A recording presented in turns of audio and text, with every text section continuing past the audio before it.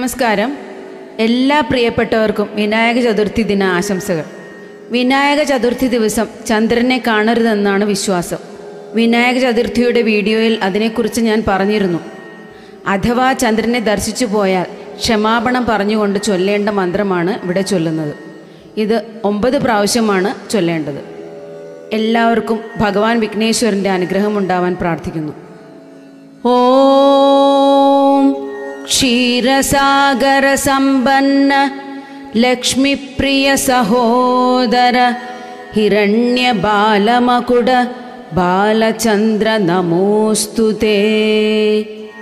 ഓം ക്ഷീരസാഗര സമ്പന്ന ലക്ഷ്മിപ്രിയ സഹോദര ഹിരണ്യ ബാലമകുട ബാലചന്ദ്ര നമോസ്തുതേ.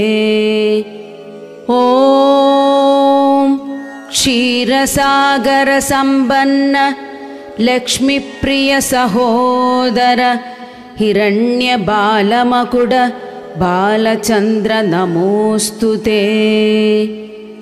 ഓം ക്ഷീരസാഗര സമ്പന്ന ലക്ഷ്മിപ്രിയ സഹോദര ഹിരണ്യ ബാലമകുട ബാലചന്ദ്ര നമോസ്തുതേ.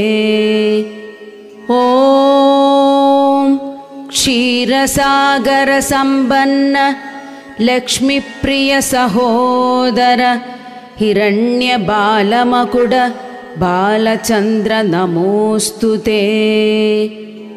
ഓം ക്ഷീരസാഗര സമ്പന്ന ലക്ഷ്മിപ്രിയ സഹോദര ഹിരണ്യ ബാലമകുട ബാലചന്ദ്ര നമോസ്തുതേ. ഓം ക്ഷീരസാഗര സമ്പന്ന ലക്ഷ്മിപ്രിയ സഹോദര ഹിരണ്യ ബാലമകുട ബാലചന്ദ്ര നമോസ്തുതേ. ഓം ക്ഷീരസാഗര സമ്പന്ന ലക്ഷ്മിപ്രിയ സഹോദര ഹിരണ്യ ബാലമകുട ബാലചന്ദ്ര നമോസ്തുതേ. ഓം ക്ഷീരസാഗര സമ്പന്ന ലക്ഷ്മിപ്രിയ സഹോദര ഹിരണ്യ ബാലമകുട ബാലചന്ദ്ര നമോസ്തുതേ.